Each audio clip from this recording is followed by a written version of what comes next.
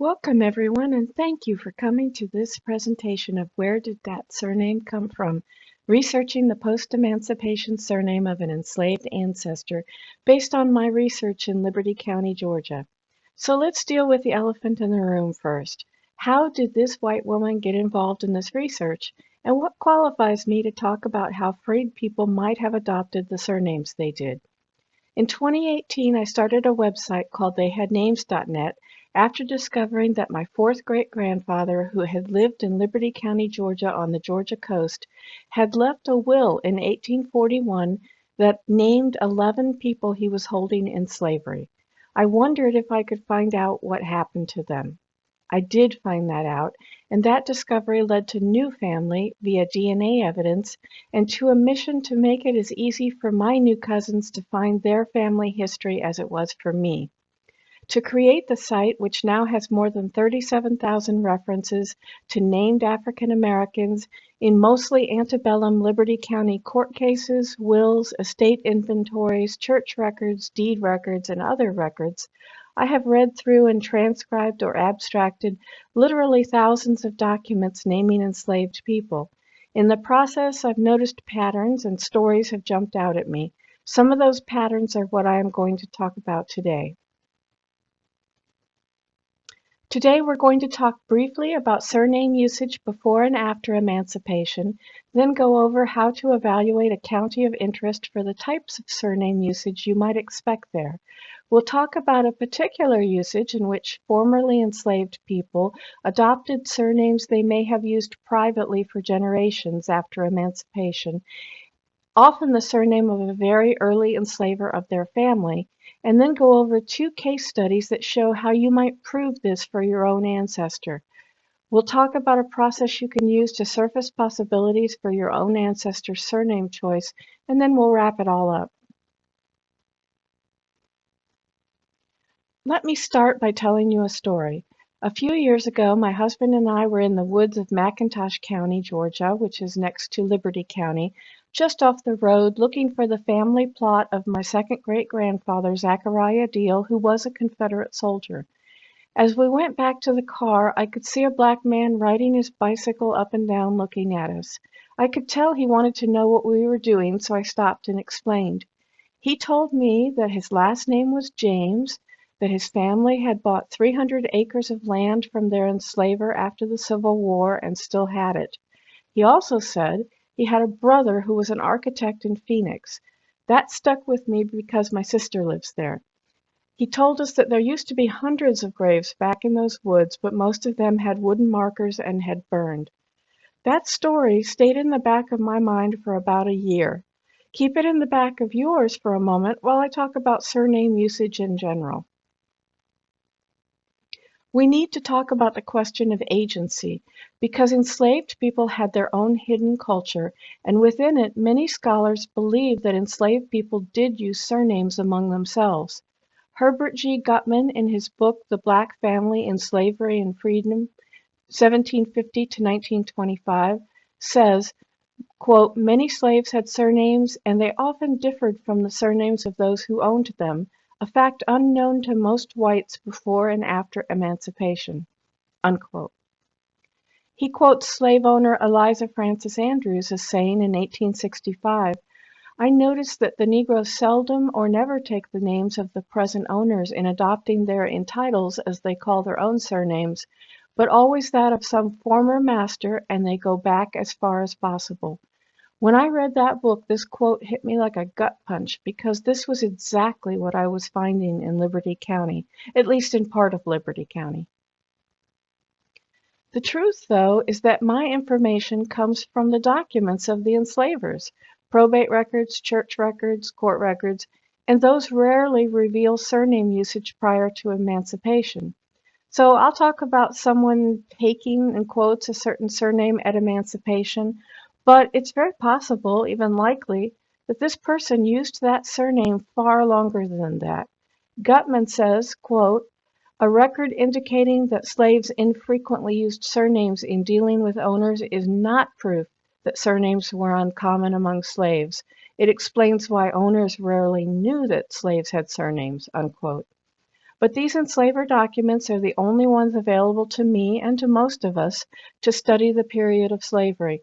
So I'll use them in this analysis, but while bearing in mind that they by no means show the whole truth or even any substantial part of the truth about these enslaved people's lives. By the way, I'm not going to cite my sources on these documents that you see on the screen as I show these kind of excerpts of documents because both case studies have been written up with full sourcing and are available to you on my website if you're interested in those particular cases. But most of the documents did come from Family Search in their unindexed sets of county records. I'm going to talk more in a minute about how I researched the early enslaver as the source of the surname hypothesis for two people. But first, let's talk about how to evaluate a county to see what likely hypotheses about surname usage you might start with. First, how old is the county? Liberty County was named because its planter society dragged Georgia kicking and screaming into the Revolutionary War. It was a British province prior to that. Many formerly enslaved people who were there now have descendants who have lived in Liberty County for generations. They settled primarily in the 15th District where the large plantations were constructed from their hard labor. It was much less common for freed people to take the surnames of their last enslavers in the 15th District than it was in the 17th District, which had mostly farmers or smaller farmers and merchants. Remember that it may matter in your research whether the county you're researching was older or newer, had large plantations or small plantations, or even manufacturing, and whether the enslaver families were long established or more transient.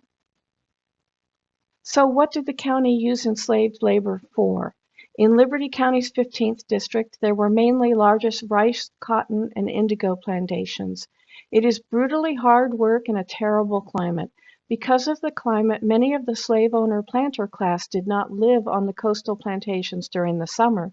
They retreated inland and left the coastal plantations in the charge of, normally, a white overseer who relied on the plantation's driver for daily operations.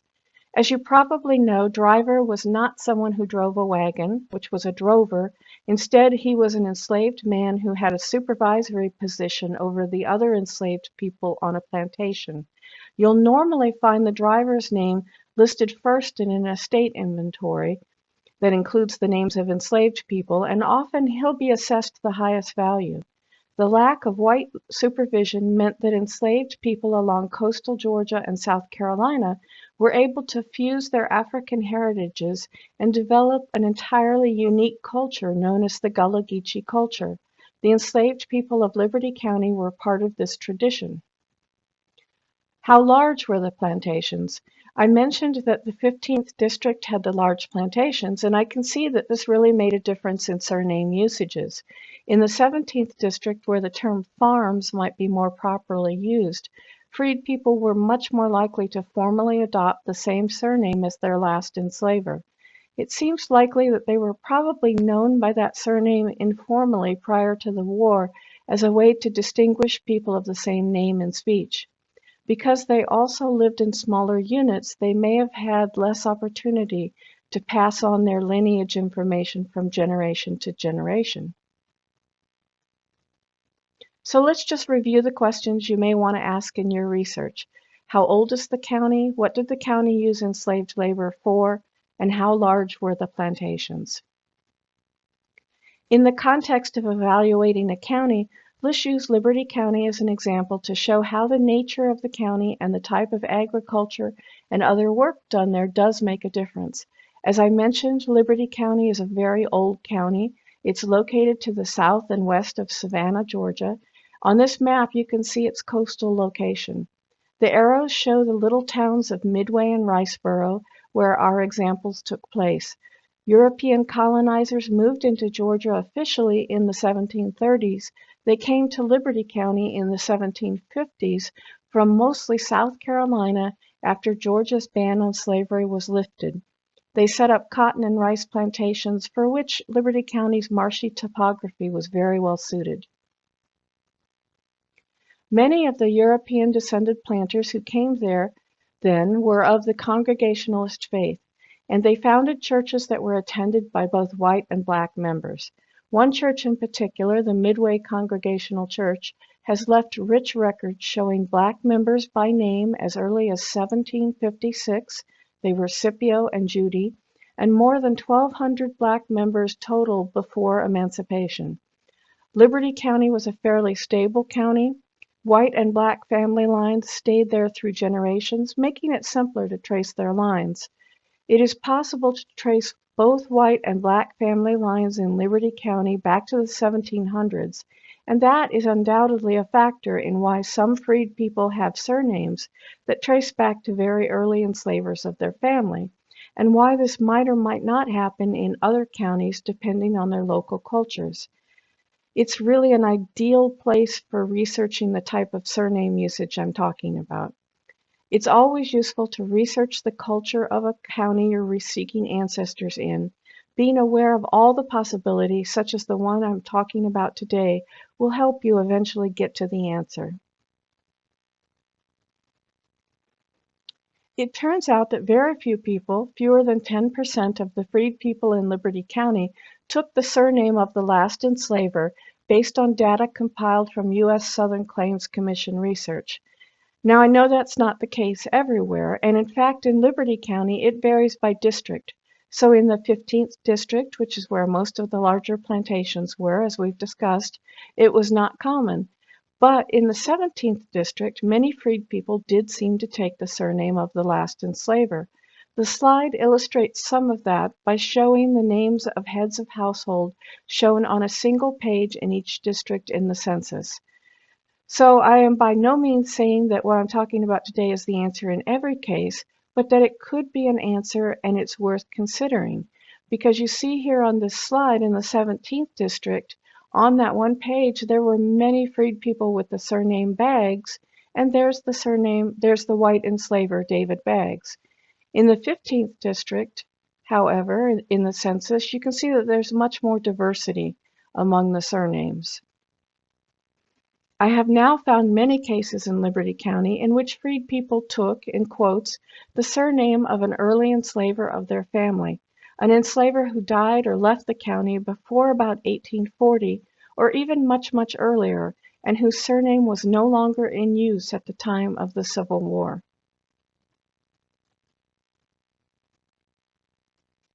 Now I'd like to talk about what I'm calling the early enslaver hypothesis that we're going to work on proving for Liberty County through two case studies. We've gone over information that's important to gather about your county or counties of research. Through my research in Liberty County, Georgia, I have built a hypothesis that many freed people in the 15th district always used or adopted at emancipation the surname of a very early enslaver of their family. In Herbert Gutman's book, he states, quote, "Slaves often retained surnames identified with early owners, and they and their descendants carried them from the 18th into the 19th century, from one owner to another, and from the Upper South to the Lower South," unquote. Note that this may or may not be the surname that one does see sometimes in an enslaver document. In cases I've been finding, small groups of enslaved people were sold when their early enslaver died or moved out of state. They were usually sold to an enslaver who already had largish numbers of enslaved people, and so I believe, to distinguish them from people of the same first name in the new plantation, the enslaver put the surname of the previous owner. One sees that sometimes in estate inventories and in other plantation records, but it was probably somewhat common. Here you can see that the surname Prey is written in faintly on a Lewis Hines estate inventory. Hines's wife was a Prey, and these people likely came to him through their marriage, and it may have been the plan to dispose of them separately from the other enslaved people, and that's why the surname was written in. Whether they used it or not, we do not know. In these cases, it is possible that these surnames persisted as a way of telling family stories and keeping the knowledge of lineage lines alive. You have to investigate each case and prove it. So here's a bit of a spanner in the works, but I would be remiss not to mention it, and that's actually the experience in my own family. I have found references to Saul, who was held in slavery by my Ashmore family, as Saul Ashmore in a local planter's journal, but Saul himself used the surname Jones after the Civil War, and maybe before it, I don't know. I suspect that all of the people held in slavery by my family may have been known informally by other planters with the surname Ashmore during slavery, but of the 11 I know of, only one kept that name after emancipation. I found these two Freedmen Bank records a year apart that illustrate the variability. In the first, dated 1871, Sandy Maybank, who had been held in slavery by my family, listed his mother as Sibby West and his siblings as Andrew Law, Toby Ashmore, Tony Ashmore, Frank Ashmore, and Lethea Ashmore. You can see the use of the surname Ashmore. In the next, however, in 1872, just the next year, Andrew Law listed his mother as Sibby Ashmore, and of his siblings, only Toby still had and retained the surname Ashmore. Tony had switched to West, Frank to Williams, and Lethea to Smith. Now, we know from DNA evidence that Toby was biologically an Ashmore, and I assume that's why he was the one who kept the surname.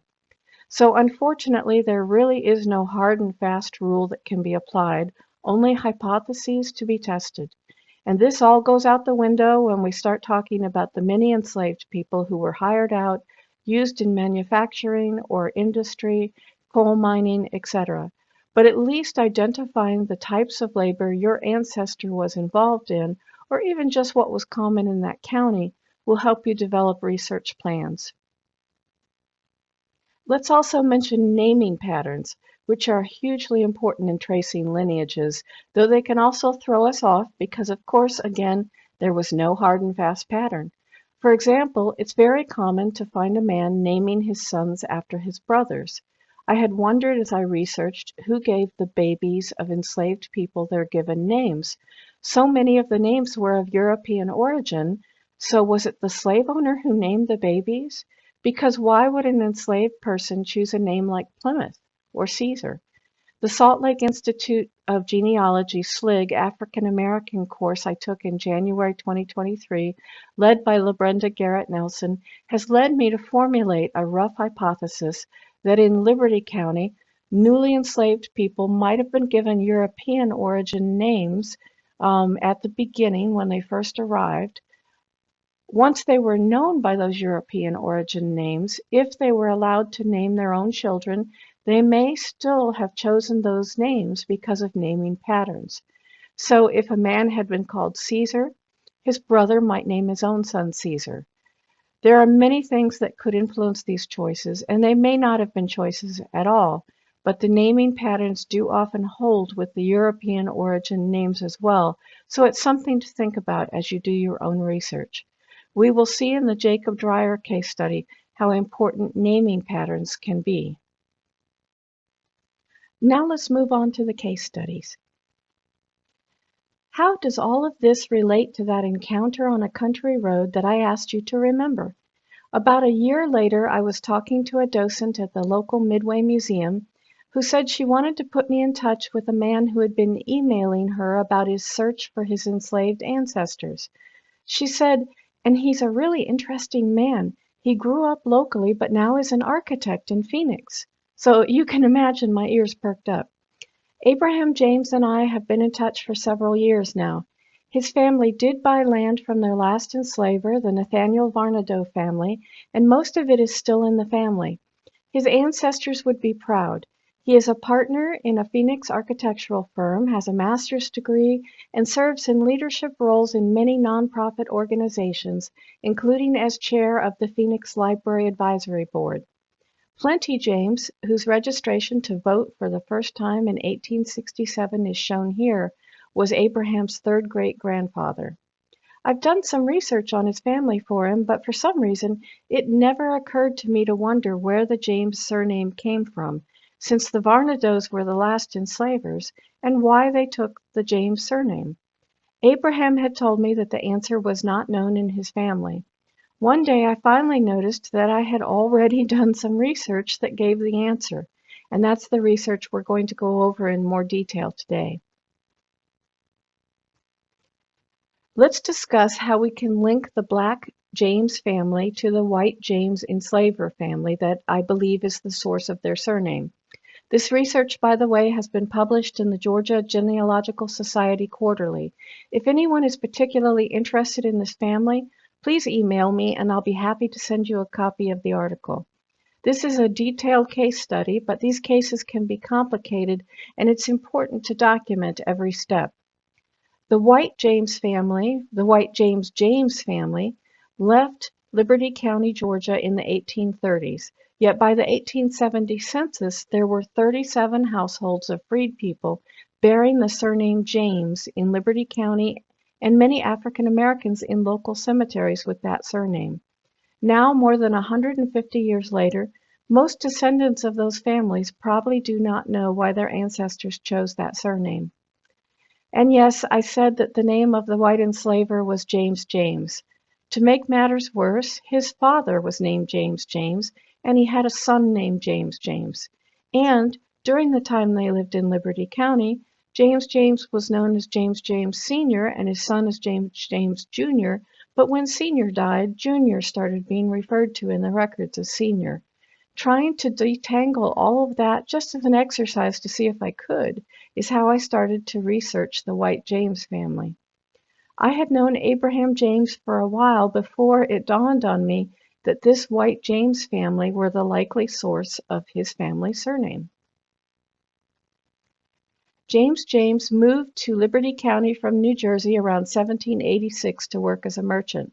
His family was a Quaker, and his mother was a Quaker, and I found records of his family in New Jersey and Philadelphia Quaker records. He married a local woman, and as a married man, James settled down, which in Liberty County for people of a certain social and economic class meant buying land and, I'm afraid, people held in slavery. The first record I could find of him buying enslaved people was in 1793, when Whitmarsh Baker sold him Polydor, September, Jacob, Sancho, Jane, Rose, Violet, Sarah, Phyllis, and a child Will. By 1797, he had become the Liberty County tax collector. They started having children, including a son that they, of course, named James. James James began buying and selling people. In an interesting situation that reveals some of the complexity of the time, in 1806, he appears to have facilitated a free man of color's attempt to gain title to his enslaved wife and daughter. He purchased a wench named Tenna and her child named Dick, formerly the wife of Jim Golding, who was the freedman, from Jonathan Bacon for $500, and then he relinquished his right and title to them. Jim Golding likely obtained his freedom through the 1789 will of John Golding, who was probably his father. Besides arranging the purchase of his wife Tenna and his son Dick, he also purchased 4-year-old Eliza, probably his daughter, from Jonathan Bacon in 1804. I don't tell this story to honor James James, who after all held people in slavery, but to show that at this great distance we don't fully understand the actions or the motivations that we see just in court documents, so we should bear in mind that things don't necessarily mean what we first assume they do. In 1807, James James's father, James James, died in Morris County, New Jersey. 2 years later, on February 2nd, 1809, James's wife Karen died. She had brought enslaved people into their marriage under a marriage settlement, and her will left them to their son James. 2 of them, Plenty and Creamer, had been inherited from her father Josiah Powell, so their lineage can be traced back even further. In 1809, James James decided to move back to New Jersey. It is not clear whether the entire family moved, but they did maintain a presence in Liberty County, where 93 enslaved people were listed under James James's name in the 1830 federal census in Liberty County. All of these events generated documents that were recorded in court, so every time an enslaver marries or dies, look for records naming enslaved people. underscoring the importance of researching every possible avenue by which an enslaver could have obtained enslaved people. In the mid-1810s, Karen James's brother, James Powell, died, leaving half of his estate to his niece and nephews, the three children of James James. This included 27 named enslaved people. If I hadn't tried to research the family of Karen James further, I wouldn't have found these records. They owned these people as tenants in common, but sometime between 1816 and 1826, James James's son William died unmarried and childless, leaving his sister Abigail and brother James to inherit his share equally. Abigail, now married to Francis Child and living in New Jersey, sold her share to her father. Not long after, the son James James sold his share of the inheritance from his uncle to his father as well as people inherited from his mother. These records, which contain the names of all the enslaved people, were all documented in Liberty County, even though all the parties were living in New Jersey. Plenty was one of the people he had inherited from his mother, and as we have seen, one of the people that William James had inherited from his mother, and as we have seen, Plenty was originally owned by his grandfather, Josiah Powell. James James, living in New Jersey, now owned all of the enslaved people who came from his wife Karen and his brother-in-law James Powell, many of whom were likely originally owned by their father, Josiah Powell.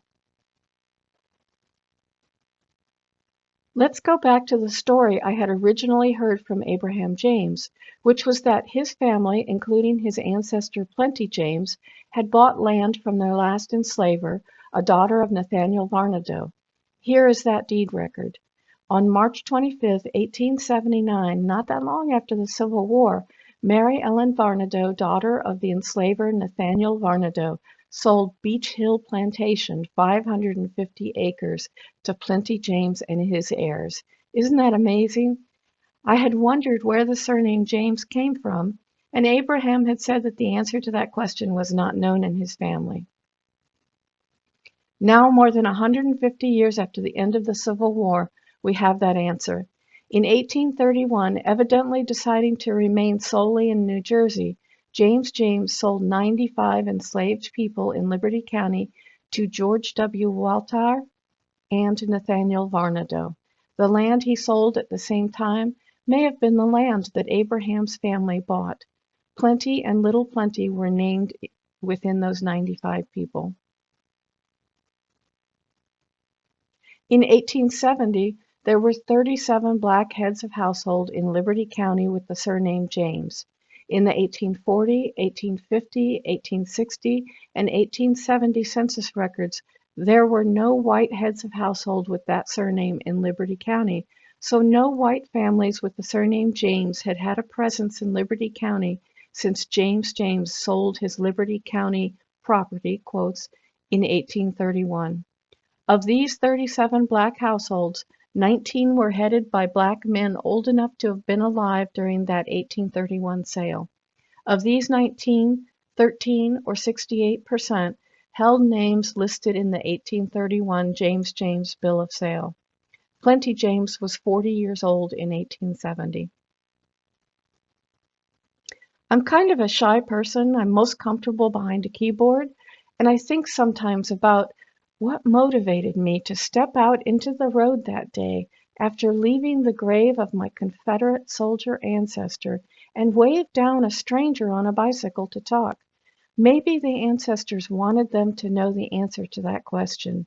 Where did my surname come from? Let's look at another example. Jacob Dreyer and his wife Maria, formerly enslaved, lived in Liberty County all their lives. Jacob Dreyer was a, quote, very prosperous and thrifty man, unquote, who bought and sold land after the Civil War and lived into the early part of the 20th century. Maria survived him. The plat in the document on the slide represents lot number 1 of Oakland Plantation, which Jacob Dreyer bought in 1875. Jacob Dreyer testified in his 1877 petition to the U.S. Southern Claims Commission that he had been held in slavery on George W. Waltar's Westfield plantation in Liberty County. It appeared that he had been there since at least 1841 because Waltar's son Russell, who was born in 1841, testified that he had known Dreyer all of his life. So why did he use the surname Dreyer? By now, we know that in a case like this, we need to research the white Dryers. But first, I needed to determine which Jacob he was in George Waltar's 1859 estate inventory, as there were 4 men by the name of Jacob listed in the inventory. Fortunately, ages were given in that inventory.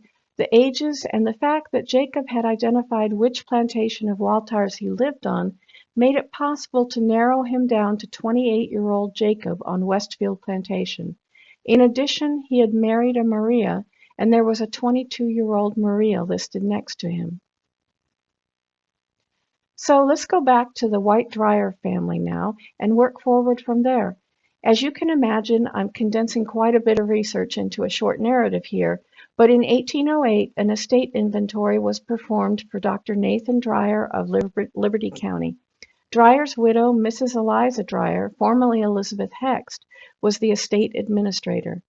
5 enslaved people were listed separately, that is, not as part of a family, in the inventory: Billy, a boy, Jacob, Jim, Phyllis, and Bess. The estate inventory also listed 4 families of enslaved people, including a family headed by Lancaster and Affey, with Eve, Handy, and young Lancaster as members of the family. But 1808 is too early for the Jacob in this estate inventory to be Jacob Dreyer, right? Perhaps we're missing a generation. Let's step further back into time. Dr. Nathan Dreyer had married Elizabeth Hext on September 1, 1801. In the mid to late 1790s, her father, John Hext, had died. His Liberty County estate inventory listed enslaved people in groups which were likely family groupings. There was a Jacob listed in a family whose parents were Lancaster and Affey. The other children in the family were Bess, Melia, Phyllis, Sally, Eve, and Handy. Now let's go back to Nathan Dreyer's 1808 inventory. So it's the same family. Lancaster, Affey, Eve, Handy, and young Lancaster, who evidently was born since 1786, were explicitly named as a family. But now the other members of the family, who were adults by this time, are listed separately: Jacob, Phyllis, and Bess. We don't know what happened to the others. Again, though, our Jacob Dreyer was not born by 1808, so this Jacob is not him. So let's keep working through the records. No records were found to show which enslaved people from Nathan Dreyer's estate were inherited by Eliza Dreyer and her children Edmund and Elizabeth, but on February 4, 1810, Eliza Hext Dreyer married William Ward, and on February 5th, they entered into a marriage contract, a document, that stipulated that any property she brought into the marriage was to be put into trust for her. Included in this trust were Jacob, Jim, Billy, and Phyllis, whom she appears to have inherited from Dr. Dreyer. William Ward was appointed guardian to Eliza's children in 1811, probably because she had died, since he remarried the next year. It is likely that the trust Ward had created for Elizabeth and for her children was maintained until her children were of age. It was the usual practice to re-inventory an estate when an heir became of age, and then divide the estate among the eligible heirs. This was done with Elizabeth's estate on March 31, 1823, the document you see on the screen, when the enslaved people in the estate were valued and divided among William Ward, Edmund Dreyer, and Elizabeth, now Broadmax. Lancaster and Affey were listed in this document. Then, in 1830, William Ward died and his estate was inventoried. The first 7 people in the inventory were listed in order by value, which generally indicated a family. The parents were Jacob and Celia. Jacob is presumably the Jacob who was the son of Lancaster and Affey, who we saw in the 1808 estate inventory. There was no child named Jacob in this family list, however. What are we to make of that? Perhaps this isn't really Jacob Dreyer's family. Yet Jacob Dreyer himself named his son Lancaster, so naming patterns, which are extremely important, seem to indicate a connection. In 1833, William Ward's estate was divided because his widow Sarah Ward wanted to take her share. She drew lot number 1, which consisted of Jacob and Celia and their children, now including Jacob, an infant. So it appears that our Jacob was born between 1830 and 1833, which is consistent with the ages that we know for Jacob Dreyer.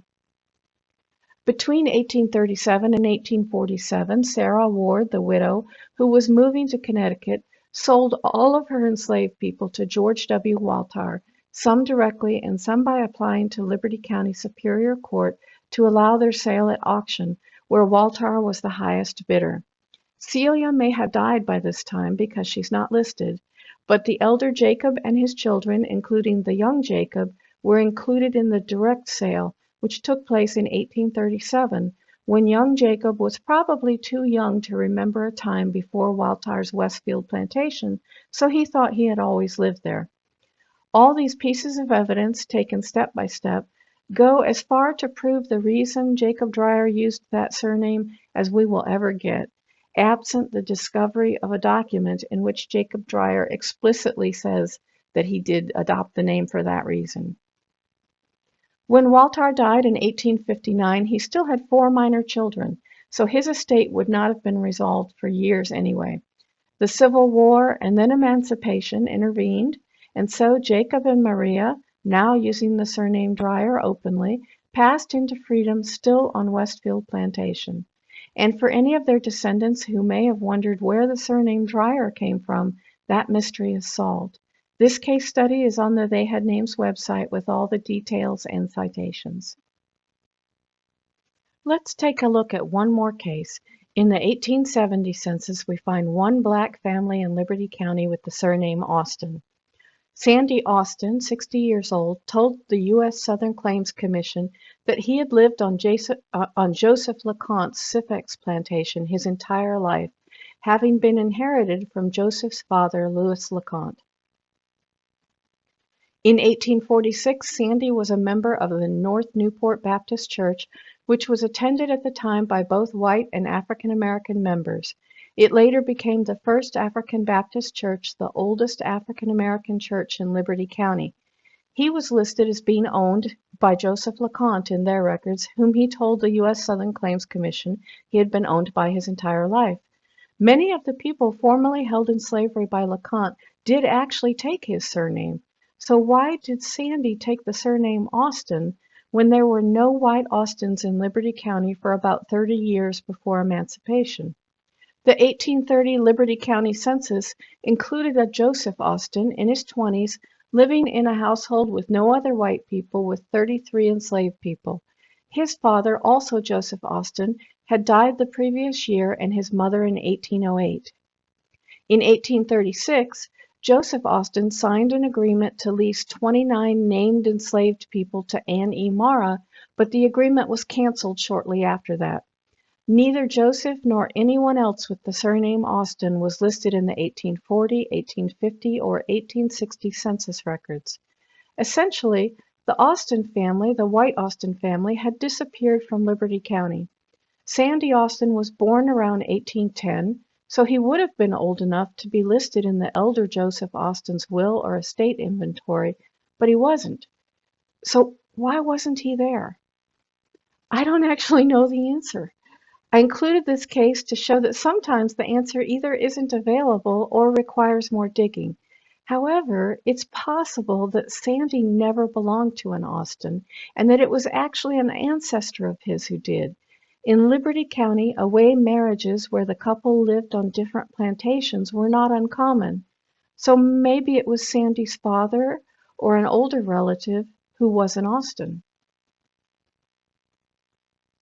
These case studies illustrate that the early enslaver hypothesis is likely true, and it also show the amount of work it takes to build a hypothesis for your county of interest.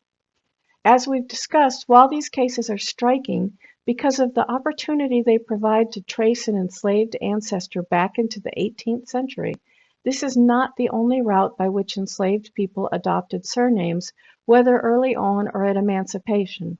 We've already talked about researching your county of interest at the top level. Now, to go further to build your own hypothesis for your own research, try to determine the patterns of surname usage. Read the entire 1870 census for that county page by page, noting the surnames of both Black and white people. Do you see a pattern of a white family with Black families nearby, all using the same surname? Or does there not appear to be a pattern, which might indicate generational transmission of earlier surnames? Pay attention to district. Do you see different patterns in different districts? If you do, research those districts. Were they populated before the Civil War by large land and slave owners or by smaller farmers and merchants? Now examine the possibility that your ancestor did use the surname of the last enslaver. In the 1870 census, are there any former slave owners or their children with the same surname living near your ancestor? If so, did any of their family die in the decade before the end of the Civil War? This time period is most likely to produce probate and other documents that might name your ancestor depending on his or her age. Remember, though, that even freed people who remained in the same county may have deliberately moved away from the former slave owner. Many of the Liberty County freed people who testified to the U.S. Southern Claims Commission said they no longer had contact with their former slave owner and did not live near him. Others, of course, did. Then build a list of white individuals with the same surname in that county in the 1870 census, whether near your ancestor or not. Look for family probate records that might indicate inheritance of your ancestor. And of course, if you have taken a DNA test, look for white matches who have your ancestor's surname in their trees. Migrations. So where did white former slaveholders in that county go during and after the Civil War? In Liberty County, many slaveholders moved farther away from the coast, specifically to the Thomas County area, and many of them took at least some of their enslaved people with them, hoping to keep them out of the clutches of Sherman's army. If you see that kind of migration either into or out of your county of research, you may need to research another county. County histories are useful for determining this, even though many deliberately omit African Americans from their narratives. If these and other research appear to indicate that your ancestor did not take the surname of the last enslaver, consider the following. Search the census records for that county back as far as possible for white families with your ancestor's surname. Make lists and build family trees for those white families. Look for court, probate, church, and other records that might establish a connection, as in the case studies discussed in this presentation. Be sure to look for possible avenues for inheritance, gifting, sales, marriage, etc., that might explain how your ancestor came into that family or left it. Be careful about confirmation bias. A same-name person belonging to a white family with the right surname is not necessarily your ancestor. So we've gone over a process that could be used to evaluate your own ancestor's surname usage. Now let's wrap things up. There are, of course, many possible reasons for surname choices after emancipation. We've reviewed 2 case studies, and I have many others, that show that what appeared to be a choice was actually likely the result of usage of that surname over many generations, and that the surname likely came from a very early enslaver, either of the individual or his or her ancestors.